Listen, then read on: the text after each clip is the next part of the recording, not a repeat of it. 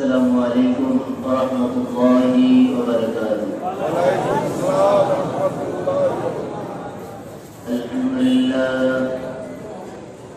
Alhamdulillah nahmaduhu wa nasta'inuhu wa nastaghfiruhu wa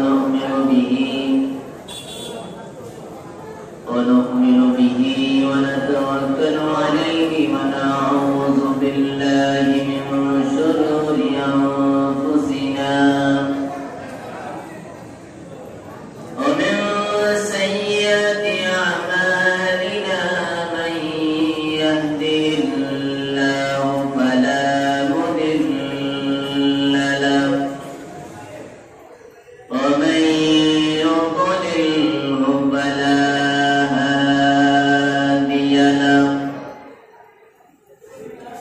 ونشهد أن لا إله إلا الله وحده لا شريك له ونشهد أن سيدنا ونبينا وشفيعنا وحبيبنا وطبيب قلوبنا ومولانا محمد أرسله بالحق بشيرا ونذيرا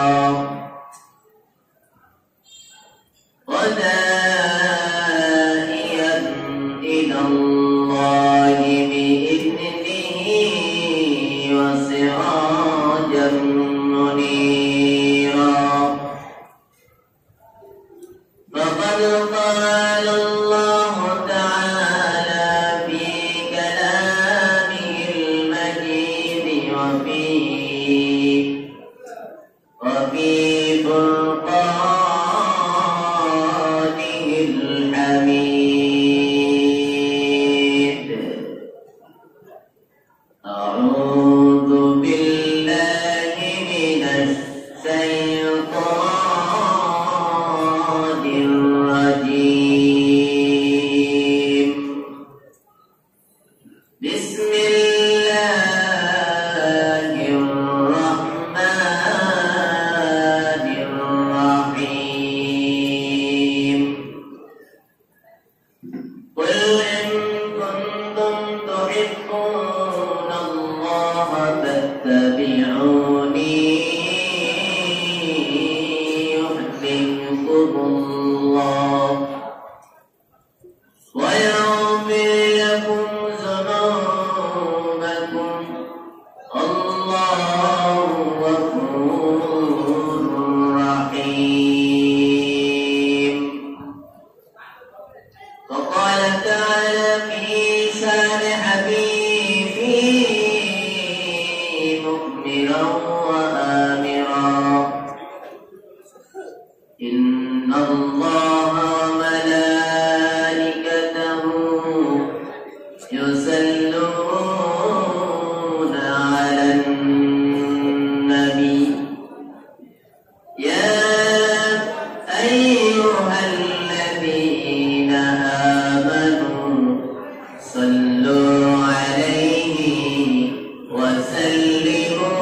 وسلموا تسليما اللهم صل على سيدنا مولانا محمد وعلى آله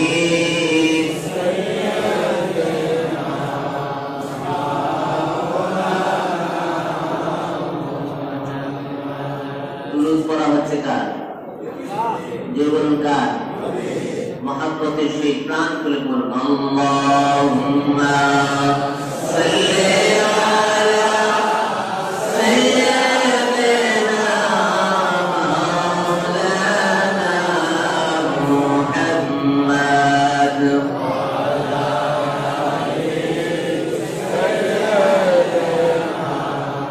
আলা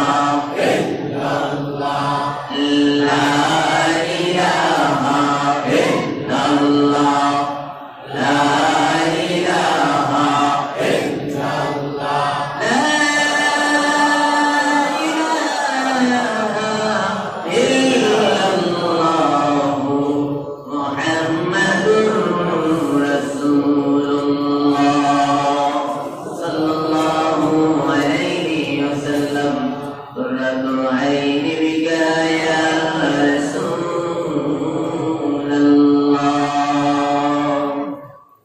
সকলে বলুন আলহামদুলিল্লাহ আর যিনি বলুন আলহামদুলিল্লাহ মহান রব্বুল আলামিনের দরবারে অসংখ্য অগণিত শুকরগুজার করছি যে মহান রব্বুল আলামিন ইজ্জত আল জালাল আপনাকে আমাকে পবিত্রতম একটি মুহূর্তে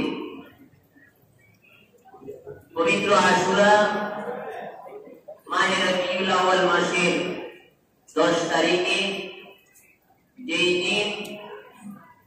মাসে রাসূল করিম সাল্লাল্লাহু আলাইহি ওয়াসাল্লামের প্রিয় আওলাদ ইমাম হুসাইন রাদিয়াল্লাহু তাআলা আনহু तमाम পৃথিবী আশিক জাকির ঈমানদার মুমিন মুত্তাকিনদের হৃদয়ে কিয়ামত পর্যন্ত যারা আসবেন সকল ঈমানদারদের হৃদয়কে রক্তক্ষরণ করে যিনি সমস্ত মুমিনদেরকে সুখ সাগরে ভাসিয়ে আল্লাহ রাব্বুল আলামিনের ডাকে সাড়া দিয়ে কারবালার প্রান্তরে বুকের তাজা রক্তগুলো জড়িয়ে ছিটিয়ে পিটিয়ে ইমাম হুসাইন রাদিয়াল্লাহু তাআলা আনহু শাহাদাতের মালা গ্রহণ করেছেন। এমন একটি সময়, এমন একটি দিনে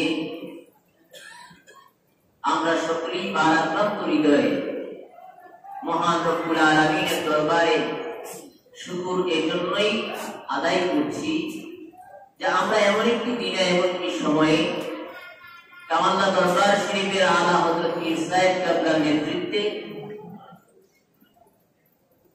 দরবার শরীফের প্রাঙ্গণে একটি আযম শান তাদের শাহাদাতকে কেন্দ্র করে একটি আযম শান দরবারে বসার সুযোগ আমাদেরকে দান করেছেন। সেজন্য মহান রব্বুল আলামিনের দরবারে কালিমাত শুকর আদায় করে সকলে বলি আলহামদুলিল্লাহ। আরো বলি আলহামদুলিল্লাহ। আমরা যেমন একটি বরকতময় মাহফিলে আসতে পেরেছি, বসতে পেরেছি, সেজন্য আমরা খুশি না বেজার? খুশি না বেজার? কে কে খুশি? হাত উঠান।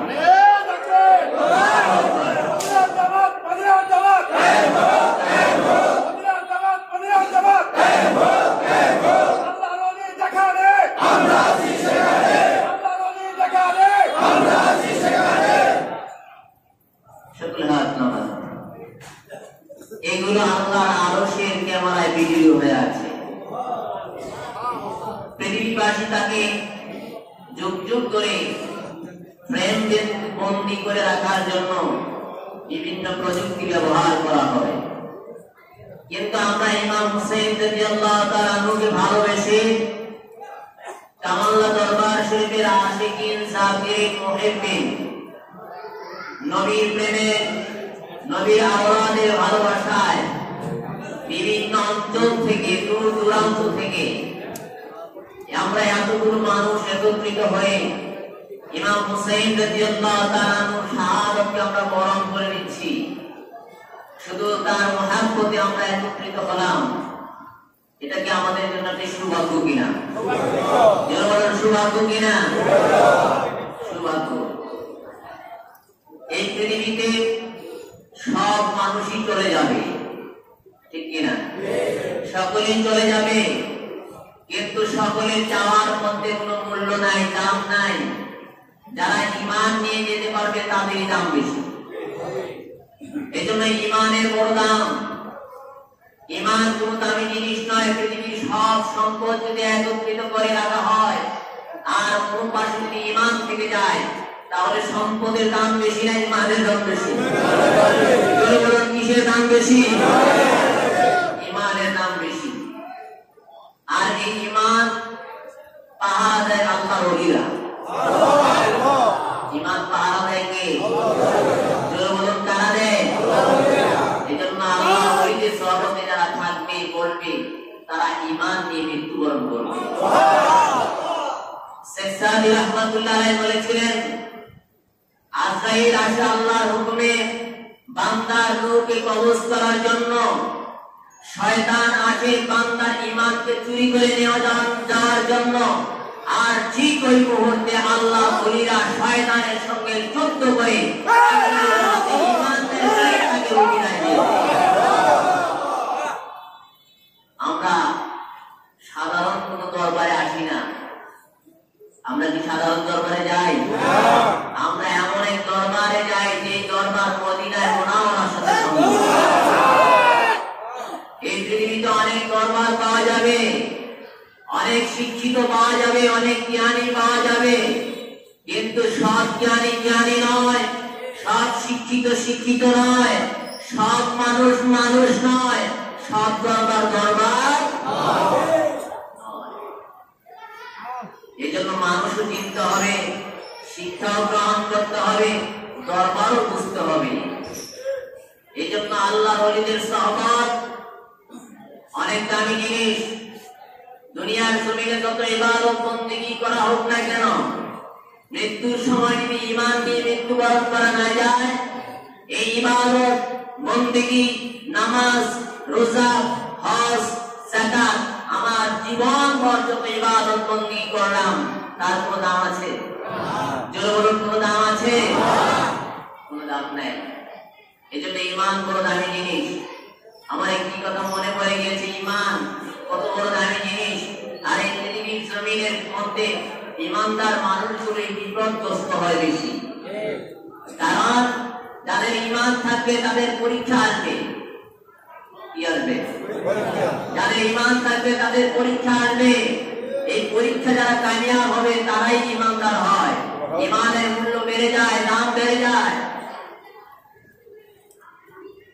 আজরাইল আলাইহিস সালাম পৃথিবীর জমিনের মধ্যে 3 বার কেঁদেছেন। কয়বার? জোরে বলুন, কয়বার? 3 বার। রাসূল করিম সাল্লাল্লাহু আলাইহি ওয়াসাল্লামের রূহ মুবারক, তার দেহ মুবারক থেকে যখন আলাদা করতে আসলেন কিছু সময়ের জন্য, নবীজির দেহ মুবারক থেকে রূহ মুবারককে আলাদা করা হবে, কিছু সময়ের জন্য এসেছেন। আজরাইল আলাইহিস সালাম এসে কাঁদতে শুরু করলেন। নবীজি সাল্লাল্লাহু আলাইহি সাল্লাম তিনি ছিলেন অত্যন্ত মায়ার নবী। তিনি অত্যন্ত মায়ার নবী। তাহার কাছে কেউ যদি এসে কোনো আবদার করতেন তখনও তিনি কাউকে ফিরাতেন না। সে যদি নাস্তিক হয়, মুরতাদ হয়, কাফেরও হয়, বেঈমানও হয়, যেই লোকটি নবীজিকে অহরহ কষ্ট দেয় সেও যদি নবীজির কাছে আসতো, নবীজি তাকে কখনো ফিরাইয়ে দিতেন না। আজরাইল আলাইহিস সালাম এসে নবীজির কাছে এসে কাঁদতে শুরু করলেন। নবীজি সাল্লাল্লাহু আলাইহি সাল্লাম জিজ্ঞেস করলেন, আজরাইল তুমি কাঁদো কেন? আজরাইল আলাইহিস সালাম বললেন, আমি আপনার দেহ থেকে রূহ মুবারক নিয়ে যাব, আর আমি কাঁদবো না? আপনি পৃথিবীর সমস্ত ঈমানদারদেরকে আপনি এতিম করে এই জমিন থেকে আপনি চলে যাবেন, আমি কাঁদবো না? আপনি পৃথিবীতে এসেছেন, আমি আপনার কাছে সুদীর্ঘ 23 বছরে 24,000 বার এসেছি। একবার দুইবার নয়, 24,000 বার আমি আপনার কাছে এসেছি। আমি যা বিগত আল্লাহর সৃষ্টির পর থেকে শুরু করে আপনি রাসূলুল্লাহ সাল্লাল্লাহু আলাইহি ওয়াসাল্লাম আসার আগ পর্যন্ত আমি পৃথিবীতে কখনো এতবার আমি আসি নাই। আমি 23 বছরে যতবার এসেছি, আল্লাহর সৃষ্টির পর থেকে আমি আর এতবার কখনো পৃথিবীতে আসি নাই। ইয়া রাসূলুল্লাহ, ইয়া হাবিবাল্লাহ, আপনি যখন বিদায় হয়ে যাবেন আমারও আসার বন্ধ হয়ে যাবে, পথটা ছোট হয়ে যাবে। আল্লাহ নবী জিজ্ঞেস করলেন, আর তুমি কতবার আসবা? আল্লাহ রাসূল সাল্লাল্লাহু আলাইহি ওয়াসাল্লাম, আল্লাহর নবী এই আশা দেওয়ার যে পথটা ছিল জিবরাইলের, এটাকে 8 বার আসার কথা বলেছে। কয়বার? কতবার আসবেন? জিবরাইল আলাইহিস সালাম পৃথিবীতে কয়বার আসবেন? 10 বার। জিবরাইল আলাইহিস সালাম আজরাইল আলাইহিস সালাম বলেন, আমি কাঁদবো না ইয়া রাসূলুল্লাহ, আপনি পৃথিবী থেকে চলে যাবেন। আল্লাহ নবী সাল্লাল্লাহু আলাইহি ওয়াসাল্লাম জিজ্ঞেস করেন, তুমি এইভাবে কতবার কেঁদেছো? তুমি এইভাবে কতবার কেঁদেছো? আজরাইল আলাইহিস সালাম বলেন, ইয়া রাসূলুল্লাহ, ইয়া হাবিবাল্লাহ, আজকে ছাড়া আমি পৃথিবীতে দুইবার কেঁদেছি। কয়বার? দুইবার। কয়বার? তাহলে আজরাইল আলাইহিস সালাম তার জীবনে কেঁদেছেন কয়বার? তিনবার কেঁদেছেন। তিনবারে কি ভালোর জন্য কেঁদেছেন না খারাপও আছে? জানেন আপনারা? আজরাইল আলাইহিস সালাম বলেন, নবীজি জিজ্ঞেস করলেন, তুমি কোন কোনবার কেঁদেছো? তিনি বললেন, আমি একটি শিশু সন্তান পাইলাম। শিশু সন্তান, তার চতুর্দিকে পানি আর পানি, ডানে পানি, বামে পানি, সামনে পানি, পেছনে পানি, অথই পানি। মধ্যে একটি শিশু তার মা সন্তানকে বাঁচানোর জন্য কাঁধের মধ্যে রেখে মা কাঁধটিকে উঁচু করে রেখেছে। শিশু কি সাঁতার জানে? শিশু সাঁতার জানে? জানে না। মা কেন তাকে উঁচু করে রেখেছেন? যাতে করে পানি ঢেউ এসে এই সন্তান তাকে কাঁধ থেকে ফেলে দিয়ে সে যেন মৃত্যুবরণ না করে। এই জন্য মা কি করলেন? তাকে কাঁধটি ধরে মা তাকে উঁচু করে রেখে দিলেন। এমন সময় আল্লাহ রাব্বুল আলামিন হুকুম করলেন, আজরাইল, ওই অথই যে পানি দেখা যায় সমুদ্রের মাঝে, মা তার সন্তানকে বাঁচানোর জন্য এই কাঠটিকে উঁচু করে রেখেছেন, ধরে রেখেছেন, যাতে করে পানি ঢেউ এসে তাকে মৃত্যুবরণ না করায়, পানিতে পড়ে যেন হাবুডুবু খেয়ে না মরে। যাও, ওই মাকে পৃথিবী থেকে বিদায় করে দাও। আজরাইল আলাইহিস সালাম এসে দেখলেন ছোট্ট একটি ফুটফুটে শিশু, আর এই শিশুটা একটি কাঠের মধ্যে মা ধরে রেখেছেন, পানি খাচ্ছেন। আর এমন একটি আশ্রয় জায়গা থেকে আল্লাহ রাব্বুল আলামিন আজরাইলকে বললেন, যাও তার মাকে বিদায় করে দাও। আজরাইল আলাইহিস সালাম এসে দেখলেন যে এটা কিভাবে সম্ভব? ছোট্ট একটি ফুটফুটে শিশু, তার মা যদি চলে যায়, আমি তাকে রোদ দেওয়ার সাথে সাথে একটি ঢেউ এসে ঢেউয়ের আঘাতে কাঠ থেকে ছোট্ট বাচ্চাটাকে পিঞ্জি দিয়ে ফেলে দিয়ে তার মৃত্যু আবার সমাধি হয়ে যাবে, ঠিক কিনা? এমন একটি মুহূর্তে আল্লাহ আলাইহিস সালাম কান্না শুরু করলেন। এই দৃশ্যটা দেখে চলে গেলেন আল্লাহ আলাইহিস সালাম তার মাকে নিয়ে। মা ইন্তেকাল করলেন। আল্লাহ রাব্বুল আলামিন বলেন, আমি ওই আজরাইল আলাইহিস সালামের কান্না দেখে আমি এই সন্তানটাকে বাঁচিয়ে রাখলাম এই পানির মধ্যে। সন্তানটাকে বাঁচিয়ে রাখলাম।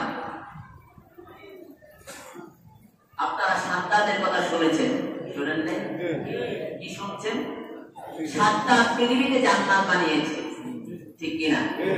এটা কি ভালো কাজ না খারাপ কাজ? খারাপ কাজ। আল্লাহর সঙ্গে সে প্রতিযোগিতা দিয়েছে যে আল্লাহ বান্দাকে জান্নাত দিবে, আমিও তো এমন একজন খোদা দাবি করি, আমিও তো পৃথিবীতে জান্নাত বানাইতে পারি। সুদীর্ঘ 20 বছর কাজ করলেন, অসংখ্য শ্রমিক দিয়ে কাজ করালেন, জান্নাতের মধ্যে বাগ বাগিচা তৈরি করলেন, ষোড়শী নারীদেরকে দিয়ে তিনি হুরে গিলমান বানালেন, বানিয়ে জান্নাত তৈরি করলেন।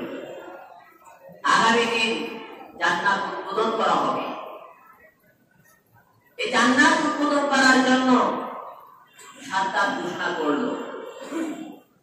এই ঘোষণা করার পর সাদ্দাত চিন্তা করলো, আমি যে এত সুন্দর একটি জান্নাত বানাইলাম, 3 বছর সময় অতিক্রান্ত করে অসংখ্য শ্রমিক দিয়ে এই জান্নাতটা উদ্বোধন করার আগে আমি একটু জান্নাতটাকে দেখে আসি।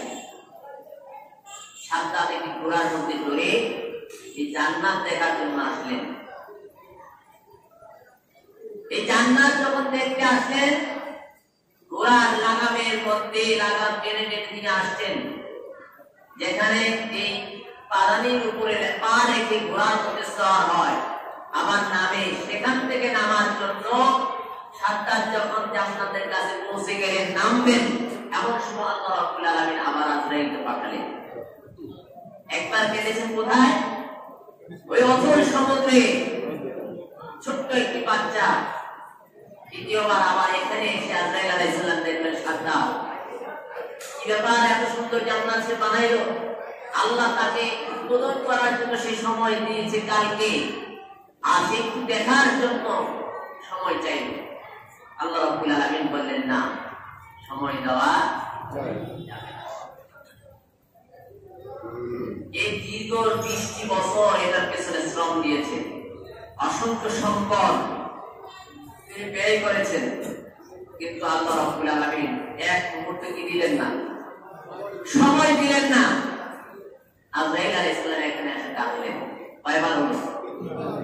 জোরে বলুন, কয়বার? এবার আজরাইল আলাইহিস সালাম যখন কাঁদে, আল্লাহ পাক ডাকতেন, আজরাইল তুমি কাঁদো কেন? হে আল্লাহ, সে এত কষ্ট করে এত সুন্দর একটি জান্নাত তার মনের মতো করে বানাইলো, জানি তো তাকে তুমি জাহান্নামের আগুনে জ্বালাইবা, কারণ তার কি নাই? ঈমান নাই। যে বলেন কি নাই? তার ঈমান নাই। ঈমান না থাকার কারণে তুমি তাকে জাহান্নামের আগুনে জ্বালাইবা। কিন্তু তার তো একটা শখ ছিল, সেজন্য জান্নাতটা দেখতে পারেনি। সে তো একজন পাপিষ্ঠ, কিন্তু তার শখটা তুমি পূরণ করতে দিলে না। আল্লাহ রাব্বুল আলামিন বলেন, তুমি কি তাকে চিনো? তুমি কি তাকে চিনো? দেখে হযরত আজরাইল আলাইহিস সালাম ডাকতে বললেন, রব্বুল আলামিন আমি তো তাকে চিনি না, সে কে? আল্লাহ রাব্বুল আলামিন ডাকতে বললেন, আজরাইল তুমি ওই কত বছর আগে সমুদ্রের মধ্যে একজন মা, তুমি তার কবজ করে তুমি নিয়ে গেলে, আর সেখানে যে তুমি কেঁদেছিলে তাকে তো এই পানির ঢেউ আবার তাকে মৃত্যুবরণ করে দিলে। আমি আল্লাহ রাব্বুল আলামিন এত আহকামুল হাকিমিন, আমি আল্লাহ রাব্বুল আলামিন এত মুহাজিরানি, আমি আল্লাহ রাব্বুল আলামিন যা করতে পারি পৃথিবীর কেউ কোনো কিছু আমার সমকক্ষ হতে পারে না, কেউ কোনো কিছু আমার মতো করতে পারবে না। আমি ওই সাগর থেকে তাকে বাঁচিয়ে বড় করে আমি এই দেশের বাদশাহ বানায় দিয়েছিলাম, কিন্তু আমি তাকে বাদশাহ বানানোর পরেও সে আমার পরিচয় জানতে পারলো না, সে আমার সঙ্গে বন্ধুত্ব করতে পারলো না, আমার নবী রাসূলদের সঙ্গে তিনি বন্ধুত্ব করতে পারে নাই, বরং আমার নাফরমানি গোলামি করে নাই, আমার নাফরমানি করেছে। আমি আল্লাহ রাব্বুল আলামিন তাকে এত সম্পদের মালিক আমি আল্লাহ রাব্বুল আলামিন তাকে করে দিয়েছিলাম, সে আমার সবচেয়ে বড় জমিনের মধ্যে সবচেয়ে বড় পাপিষ্ঠ। সে নিজেকে খোদা দাবি করেছে, সে নিজেকে খোদা দাবি করেছে, ঈমান আনে নাই, ঈমান আনে নাই। আর আজকে তুমি যার জন্য কান্না করছো, ওই শিশুটাই আজকে এই জান্নাতের দরজা পর্যন্ত, তার পরিচিত জান্নাতের দরজা পর্যন্ত পৌঁছেছিলাম, কিন্তু তার কপালে কি হয় নাই? ঈমান হয় নাই, ঈমান তার কপালে হয় নাই। আজরাইল আলাইহিস সালাম দুইবার যে কাঁদলেন, এই দুইবার কাঁদার মধ্যে কোন মূল্য আছে? আজরাইল জানে না, কিন্তু তার কি হয়েছিল? মায়া হয়েছিল, যে সৃষ্টির জন্য মায়া হয়েছিল। কিন্তু দুইটাই আল্লাহ পাক বললেন যে দেখো, তোমার এই কান্না, মায়ার কান্নায় তুমি কেঁদেছো, আমি আল্লাহ তাকে কোথা থেকে বাঁচিয়ে এনে কোথায় আনলাম, দেশের বড় বাদশা বানিয়ে দিলাম। বাদশা বানানোর পর সে নিজেকে এত অহংকারী মনে করলো যে সে নিজেকে খোদা বলে দাবি করলো। কিন্তু আমি আল্লাহ রাব্বুল আলামিন তখন তাকে সময় দিয়েছি, সাথ দিয়েছি, কিন্তু সে কখনো ঈমান আনতে পারে নাই। আজকে পৃথিবীতে বর্তমান সময়ের মধ্যে এমন একজন মানুষ আছে, নামদারি মানুষ, যারা নিজেকে ঈমানদার বলে দাবি করে, কিন্তু প্রকৃতপক্ষে আমিনান নাসি মান ইয়াকুলু আমান্না বিল্লাহ, আল্লাহ রাব্বুল আলামিন বলে তারা মানুষদের কাছে বলে আমরা ঈমান এনেছি, আসলে মূলত তারা কি আনে নাই? জোরে বলুন, কি আনে নাই? ঈমান আনে নাই। তাদের অন্তরের মধ্যে, তাদের কণ্ঠনালীর নিচে ঈমান যায় নাই।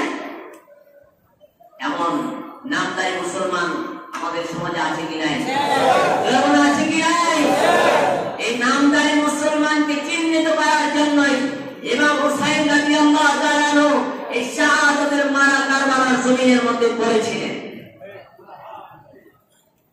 ইমাম হুসাইন রাদিয়াল্লাহু তাআলা আমি অনেক বিশাল বড় ইতিহাস, আমি সেদিকে যাচ্ছি না।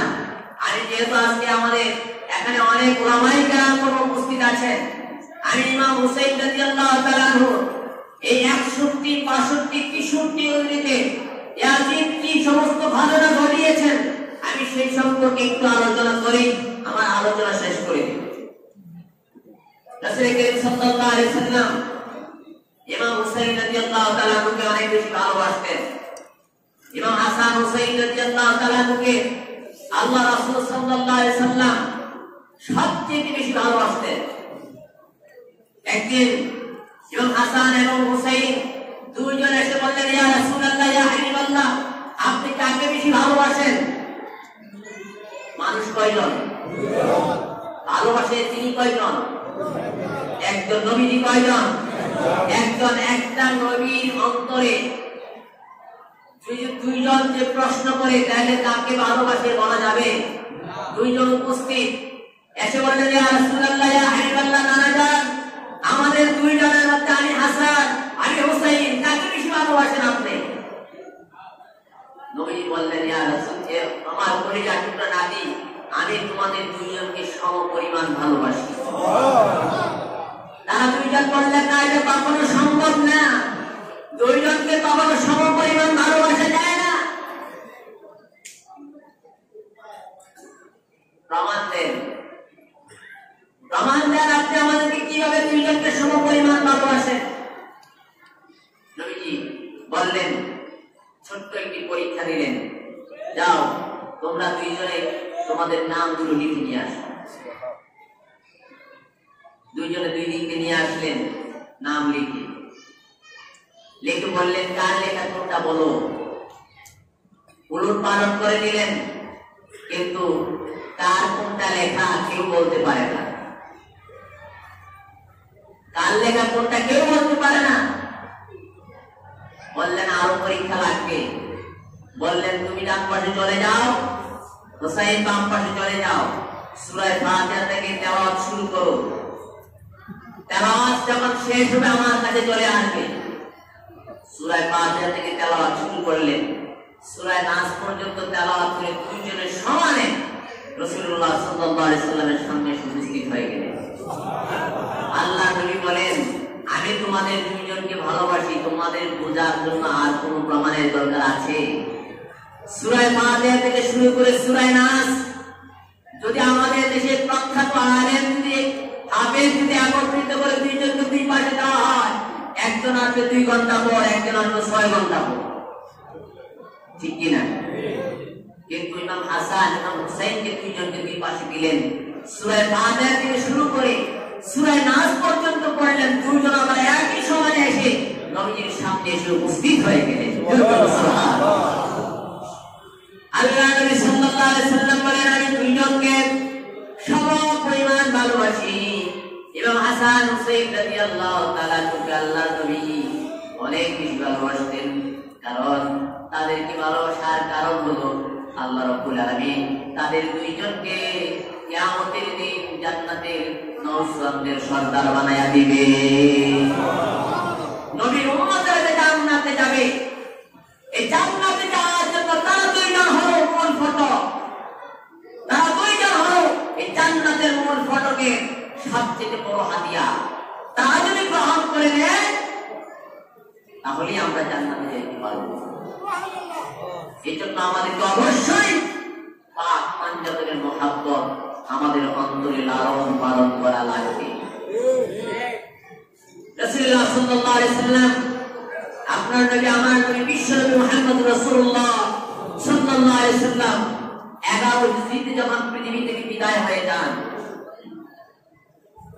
সেই 61 হিজরির ঘটনা নবী বলে গিয়েছেন, আমার কলিজার টুকরা ইমাম হুসাইন কারবালার প্রান্তরে শহীদ হবে। এই 61 হিজরিতে ইয়াজিদ যখন 60 হিজরিতে ক্ষমতা দখল করল, ক্ষমতা নেওয়ার পর তার শাসন আমলের 3টি দুর্ঘটনা ঘটিয়েছে। কয়টা? দুর্ঘটনা কয়টা? বড় ধরনের দুর্ঘটনা তিনি ঘটিয়েছেন তিনটা। কারো ভিতরে যদি ঈমান থাকে, কারো ভিতরে যদি প্রেম থাকে, নবীর ভালোবাসা যদি কারো ভিতরে থাকে, সে কখনো নবীর রক্তের উপরে হাত দিতে পারে পারে নাকি? পারে পারে না। ইমাম হুসাইন রাদিয়াল্লাহু তাআলা আনহু তিনি চলে গেলেন কারবালায়। কারবালায় যাওয়ার পর 61 হিজরিতে তাকে ৭২ জন ইমাম হুসাইনের সঙ্গী ছিলেন। কয়জন? ৭২ জন। আর নবীর আওলাদ ছিলেন 18 জন। নবীর আওলাদ কয়জন? 18 জন। এই 18 জন সহ সর্বমোট ৭২ জন তার সঙ্গী ছিলেন। এই 18 জন ছিলেন সাইয়েদ। এই 18 জনকে তারা ইমাম হাসান থেকে শুরু করে এই 18 জন ইমামকে তারা শহীদ করলেন। এটা হলো 61 হিজরিতে। 62 হিজরিতে এসে মদিনা মুনাওয়ারার মানুষগণ আরো রাগান্বিত হয়ে গেলেন। আমাদের ইমামকে তারা শহীদ করে দিয়েছে। ইমাম একজন দুইজন না 18 জন ইমামকে তারা শহীদ করলো। ইমামের সঙ্গী ছিলেন তারা, তাদেরকেও শহীদ করলো। মদিনায় মুনাওয়ারা তারা ইয়াজিদের উপর তারা ক্ষিপ্ত হয়ে গেলেন। সর্বপ্রথম ৬২ হিজরিতে ইয়াজিদ আক্রমণ করল মদিনায় মুনাওয়ারায়। মদিনায় মুনাওয়ারা আক্রমণ করলেন। মদিনায় মুনাওয়ারা আছেন কে? কে থাকেন? বলুন কে? আমাদের প্রিয় নবী মুহাম্মদুর রাসূলুল্লাহ সাল্লাল্লাহু আলাইহি ওয়াসাল্লাম। এমন একটি জায়গায় যেখানে স্বয়ং বিশ্বনবী মুহাম্মদুর রাসূলুল্লাহ সাল্লাল্লাহু আলাইহি ওয়াসাল্লাম হায়াতুন নবী, জিন্দা নবী রওজা মুবারক অবস্থান করছেন। আর তার চতুর্দিকে তার পরিচিত সাহাবায়ে কেরামগণ আছেন, যার হাতে হাত দিয়ে স্বয়ং বিশ্বনবী মুহাম্মদুর রাসূলুল্লাহ সাল্লাল্লাহু আলাইহি ওয়াসাল্লামের হাত মুবারকের মধ্যে হাত রেখে যারা ঈমান করেছে, কালেমা পড়েছে, তাদের ঈমান আর আমরা যারা শুনে ঈমান হয়েছে, আমাদের ঈমান কি এক? তাদের ঈমান আমাদের ঈমান কি এক? তাদের অনেক দাম।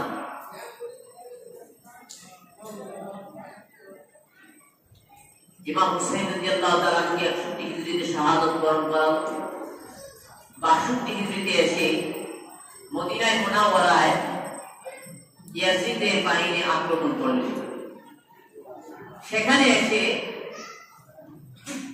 অসংখ্য সাহাবী, একটি রিওয়ায়াতের মধ্যে পাওয়া যায় 500 অধিক সাহাবী,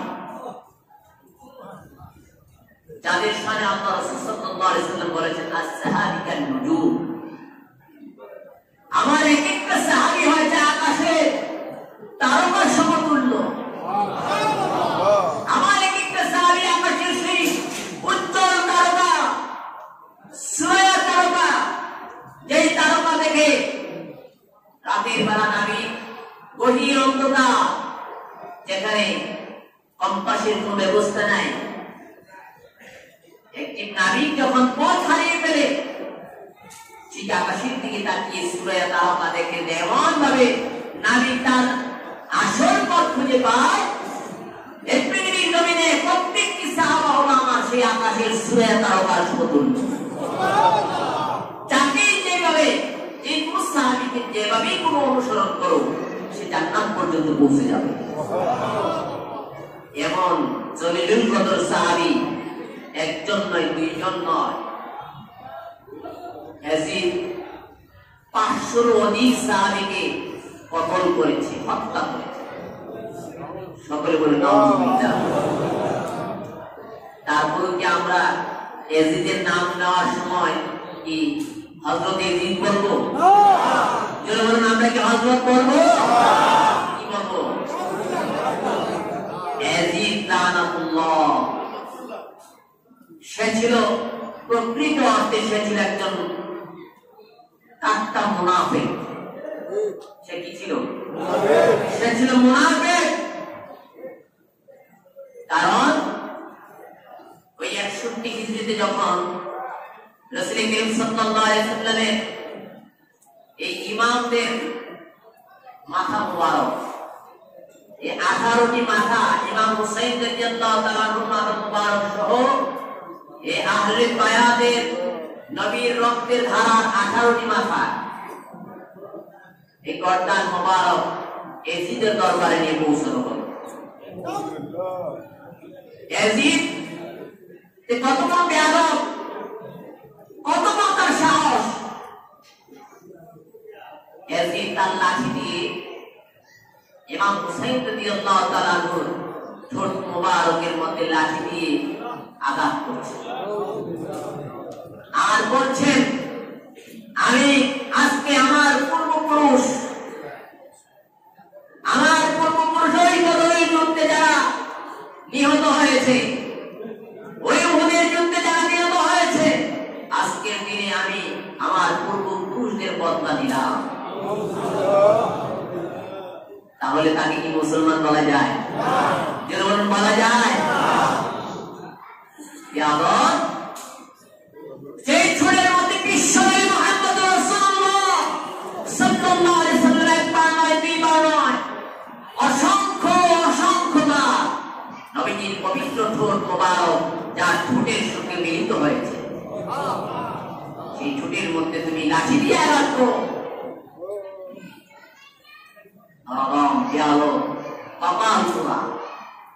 এমন একটা শ্রেষ্ঠ সাহাবীর সন্তান তিনি হয়েছিলেন হযরত মুআবিয়া রাদিয়াল্লাহু তাআলা আনহু, যার মর্যাদা দিয়েছেন আকাশচুম্বী মর্যাদা।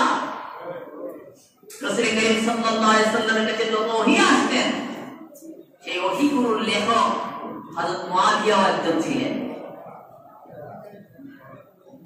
কিন্তু তার সন্তান হয়ে তার ভিতরে লালিত পালিত করেছেন তার পূর্বপুরুষ যারা রাসূলুল্লাহ সাল্লাল্লাহু আলাইহি ওয়াসাল্লামের সঙ্গে ইসলামের সেই সুশীতল ছায়া যারা আশ্রয় নিয়েছিলেন সাহাবায়ে কেরামদের সঙ্গে যুদ্ধ করার জন্য, তার মক্কা থেকে বদর পর্যন্ত পৌঁছে গিয়েছে। তাদের ভিতর কত আক্রোশ ছিল, তারা সেখানে পর্যন্ত তাদেরকে পৃথিবী থেকে বিস্মার করে দেওয়ার জন্য, শেষ করে দেওয়ার জন্য তারা বদর পর্যন্ত পৌঁছে যায়। কিন্তু আল্লাহ নবী সাল্লাল্লাহু আলাইহি ওয়াসাল্লাম বদরের যুদ্ধে এমন দোয়া করেছেন, হযরত আবু বকর সিদ্দিক রাদিয়াল্লাহু তাআলা আনহু বলেন, আমি আল্লাহ রাসূল সাল্লাল্লাহু আলাইহি ওয়াসাল্লামকে বদরের যুদ্ধের আগের রাতে, বুখারী শরীফের মধ্যে হাদিস কেন এনেছেন, বদরের যুদ্ধের আগের রাতে আমি দেখিনি বিশ্বনবী মুহাম্মদ রাসূলুল্লাহ সাল্লাল্লাহু আলাইহি ওয়াসাল্লাম যে আকাশের দিকে হাত উঠাতে এতটুকু পর্যন্ত হাত উঠিয়ে ফেললেন, তার মুখের শুভ্রতা পর্যন্ত আমি দেখতে পেয়েছি, সেখান থেকে দৌড়ে আরো বের হচ্ছে। নবীজি যেভাবে দোয়া করছিলেন, হযরত আবু বকর সিদ্দিক রাদিয়াল্লাহু তাআলা বলেন, আমি আল্লাহর নবীর হাত মোবারক ধরে বললেন, ইয়া রাসূলুল্লাহ, আপনি যেভাবে দোয়া করছেন, আগামী দিন কাফের মুনাফিক বেঈমানেরা এই বদরের জমিনের মধ্যে কোনো অস্তিত্ব থাকবে না। নবীজি নাকি গায়েব জানে না, গায়েবের কত হাদিস জান। বদরের যুদ্ধে রাসূলুল্লাহ সাল্লাল্লাহু আলাইহি ওয়াসাল্লাম নিজের হাত মোবারক আল্লাহ ফিরিয়ে বলেছেন, আগামী কাল এখানে আবু জেহেল তাকে জাহান্নামের টিকিট দিয়ে আমার এই সেনাপতি দল তাকে জাহান্নামে পাঠিয়ে দিবে, ও তাকে পাঠিয়ে দিবে জাহান্নামে। এভাবে লাঠি দিয়ে রাখলেন।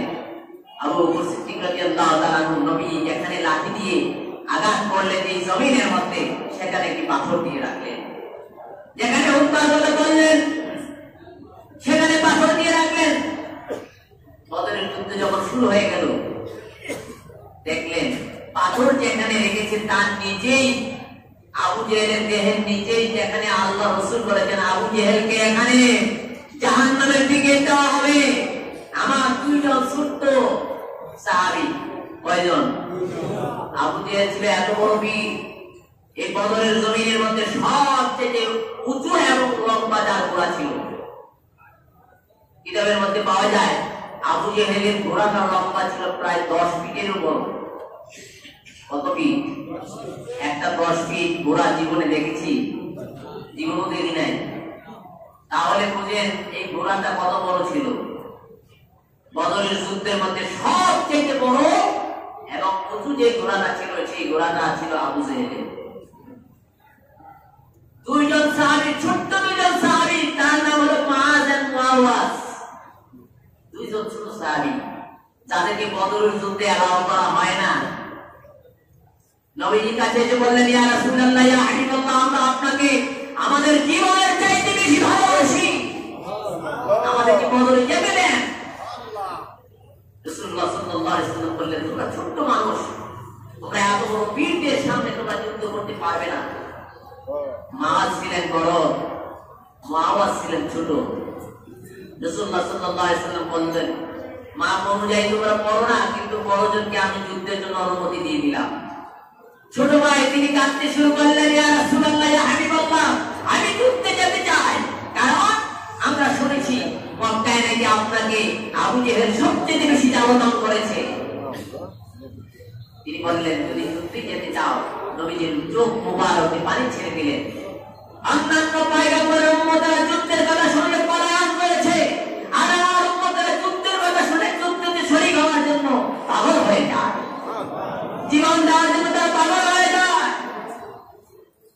আল্লাহ রাসূল সাল্লাল্লাহু আলাইহি ওয়াসাল্লাম বললেন, তোমরা দুইজনের মধ্যে লড়াই করে যে জিতবে, আমি তাকেই যুদ্ধের অনুমোদন দিয়ে দিব। জোরে বলো সুবহানাল্লাহ।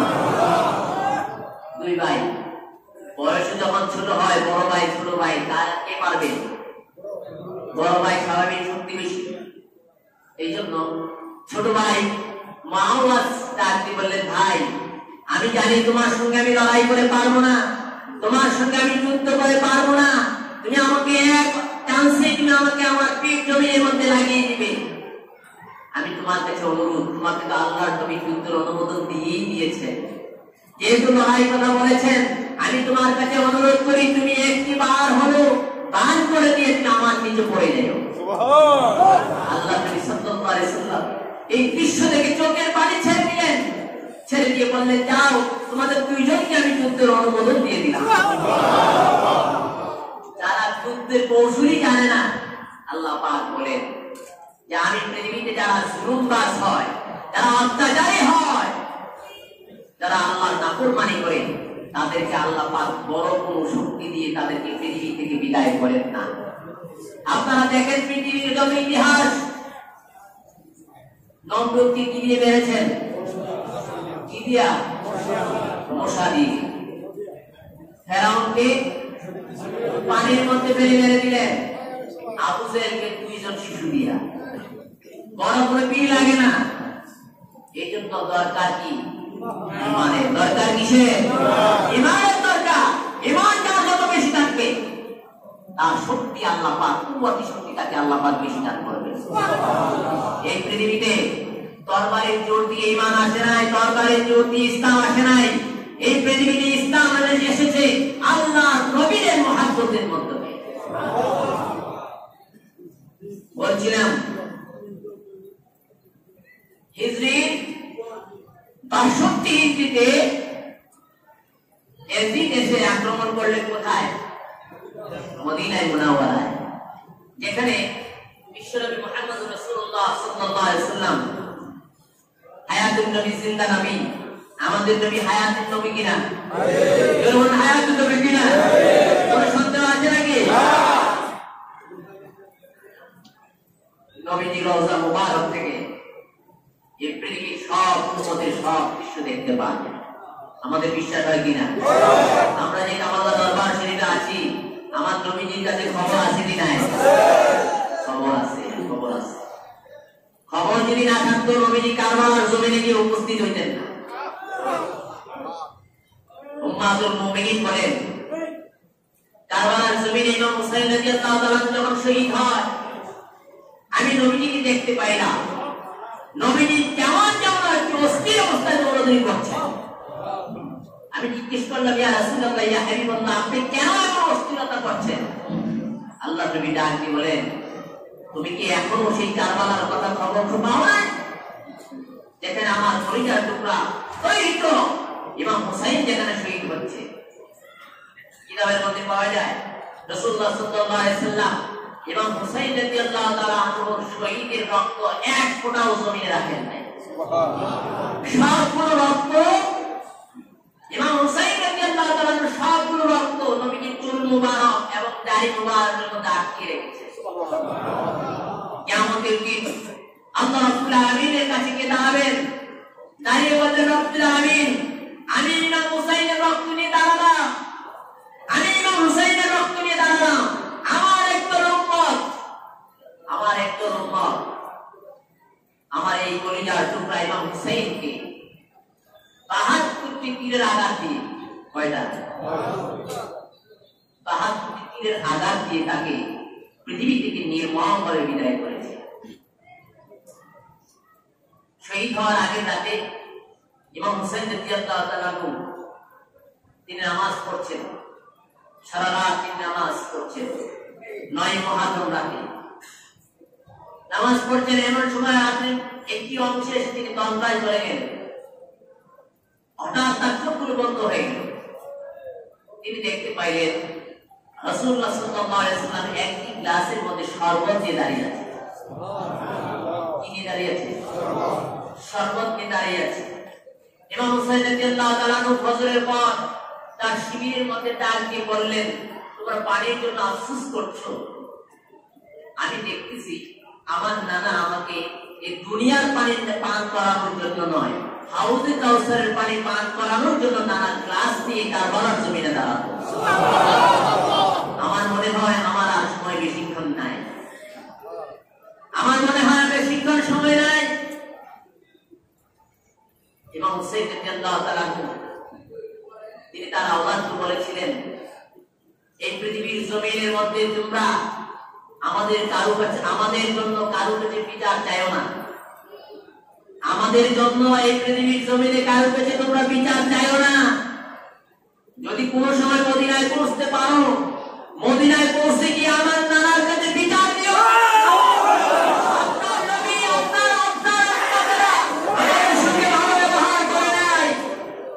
যদি সুযোগ হয় আমার নানার কাছে গিয়ে তোমার নানার উম্মতের ব্যাপারে বিচার দিও। এই পৃথিবীবাসী আমাদের বিচার করবে, যদি সুযোগ হয় নানার কাছে গিয়ে বলো, নানা যেন তা স্মরণ করে রাখে।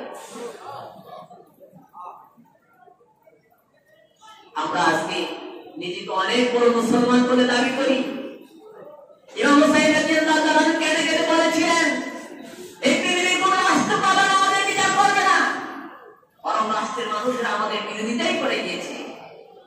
আমার ভাইকে হত্যা করেছে, আমার ভাই ইমাম হাসানকে হত্যা করেছে, আমার বাবা আলীকে পর্যন্ত হত্যা করেছে। আমি হুসাইন তো আজকে আমার নানার উম্মতেরা তারা নামদারি করেছে, নাম করেছে যে তারা চাচাকে, আমার নানাকে ভালোবাসে। আসলে প্রকৃত অর্থে আমার নানা তারা উম্মত নয়। যদি সুযোগ হয় মদিনায় মুনাওয়ারায় গিয়ে নবীর রওজার পাশে গিয়ে আমাদের সালাম দিয়ে আমাদের জন্য নানার কাছে, তার কাছে গিয়ে আমাদের বিচার মুক্তি। ৬২ হিজরি চলে আসলো। ৬২ হিজরিতে এসে মদিনায় মুনাওয়ারার মধ্যে ইয়াজিদ আক্রমণ করলেন। আক্রমণে করে সেখানে একদিন নয়, ২ দিন নয়, আজকে বাংলাদেশে যদি বাইতুল মুকাররমে কেউ যদি মসজিদের আযান বন্ধ করে দেয়, গেট বন্ধ করে দেয়, বাংলাদেশে একটি মুসলমান কি ঘরে থাকবেন? যখন থাকবেন ঘরে কি করবেন?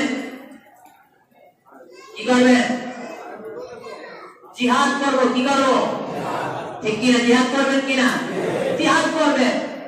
কিন্তু যে যুগে ইয়াজিদ যে নবী আসার কারণে নামাজ পাইলেন, যে নবী আসার কারণে পৃথিবী এত সুন্দর করে বানালো, সেই নবী যেখানে উপস্থিত, সেই নবীর রওজা মুবারক সাথে রেখে স্বয়ং মসজিদে নববীর মধ্যে চতুর্দিকে ঘোড়া আর উট বেঁধে মসজিদের আযান বন্ধ করে দিলেন, নামাজ বন্ধ করে দিলেন। একদিন নয়, ২ দিন, ৩ দিন। আযান বন্ধ, ইকামত বন্ধ, নামাজ কি বন্ধ। আর ওদিক দিয়ে সাহাবাদের উপর অত্যাচার করছেন, যেখানে পাওয়া যাচ্ছে খুঁজে খুঁজে তাদেরকে ধরে ধরে হত্যা করছেন। তার নাম মুসলমান, তাই না? এজিদ মুসলমান, তাই না? হত্যা করলেন। হাদিস শরীফের মধ্যে আসছে মসজিদে নববী, যেখানে স্বয়ং রাসূলুল্লাহ সাল্লাল্লাহু আলাইহি ওয়াসাল্লাম উপস্থিত, সবাইকে সেখান থেকে বের করে দিলেন। একজন মাত্র সাহাবী, বয়োজ্যেষ্ঠ এক সাহাবী, যিনি এই মসজিদে নববীর খেদমত করতেন, তিনি একটি দরজার পেছনে থেকে তিনি অবস্থান করলেন।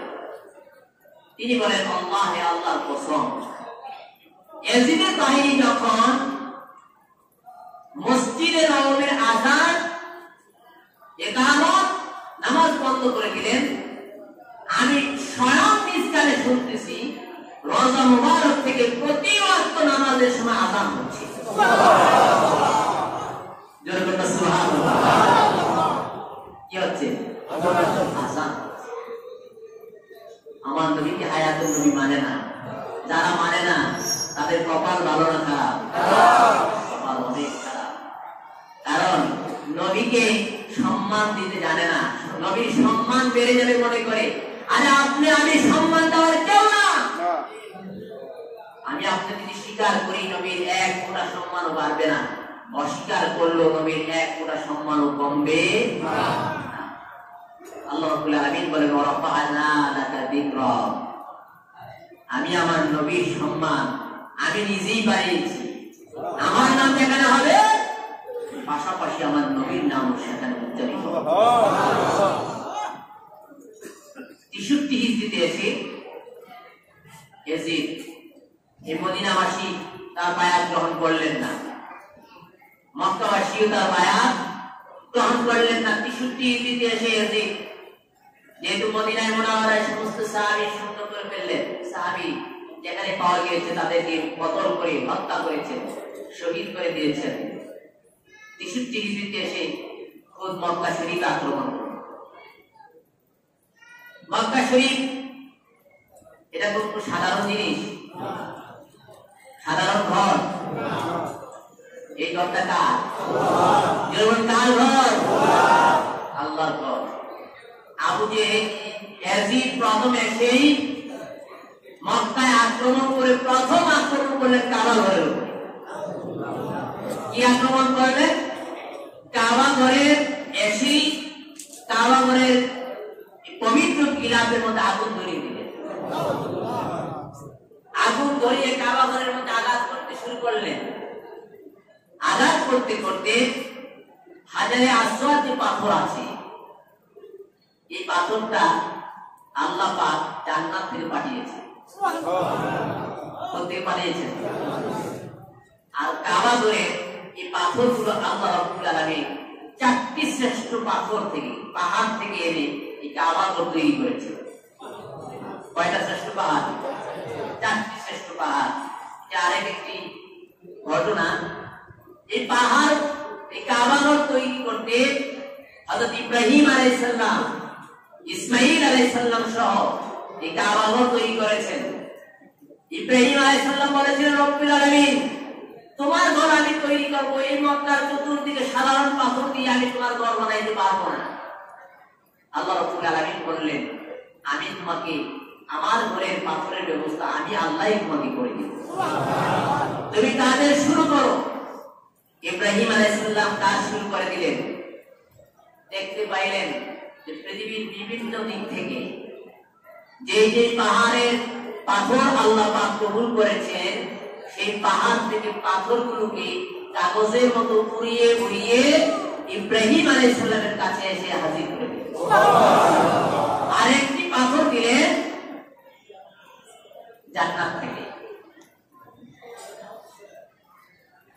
এই পাথরটা ইব্রাহিম আলাইহিস সালাম এই পাথরটার মধ্যে উঠে কাজ করতেন, যার নাম হলো মাকামে ইব্রাহিম, যেখানে এই পাথরটাকে বেষ্টন করে রাখা হয়েছে কাবা ঘরের দরজা থেকে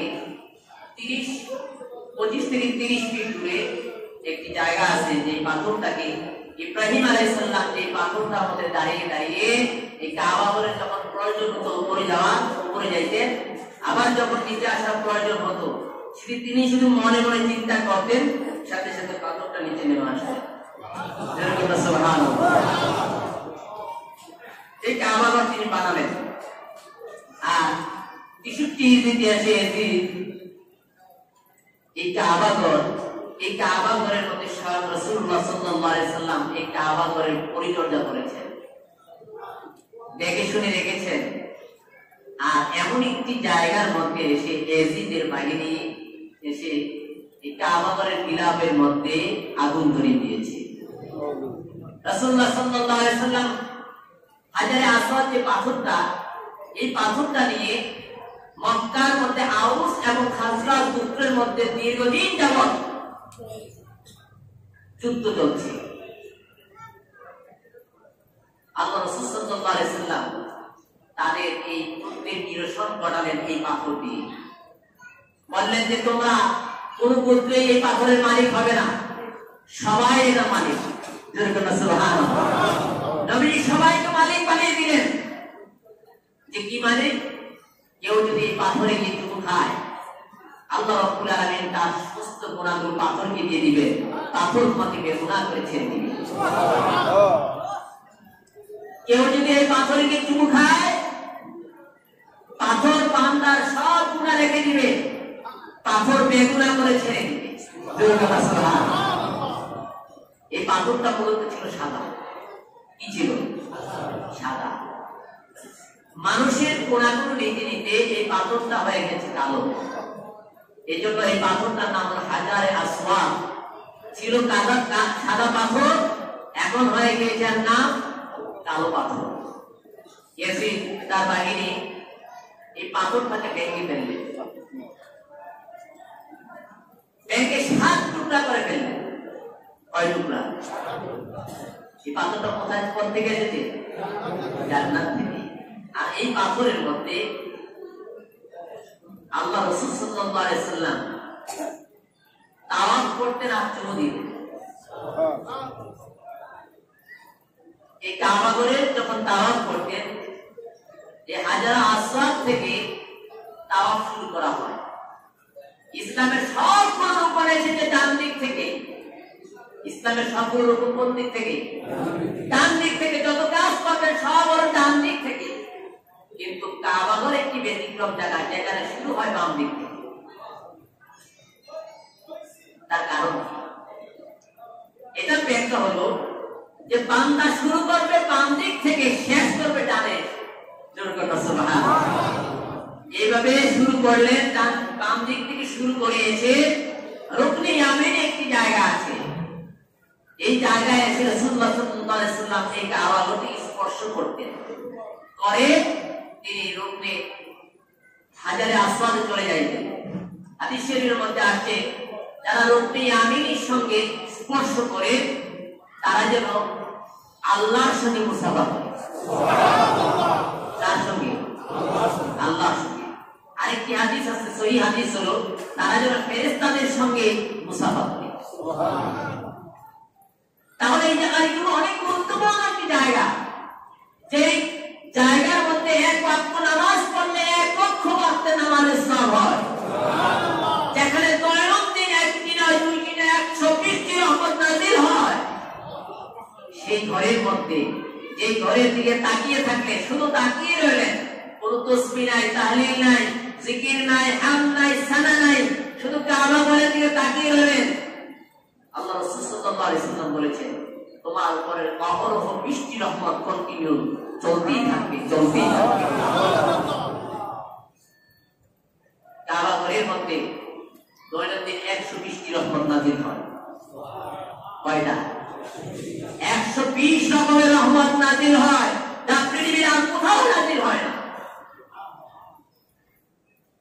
এর মধ্যে যারা শুধু চেয়ে থাকে, তাদের উপরে আল্লাহ পাক 20টি রহমত দান করে। বলছিলাম এমন একটি ঘর, আল্লাহর ঘর, এই আল্লাহর ঘরের মধ্যে ইয়াজিদের বাইরে আগুন লাগাইছে। আজকে কিছু মানুষ দেখা যায় ইয়াজিদের নামের আগে হযরত বলে। এই সমস্ত লোকদেরকে চিহ্নিত করা দরকার।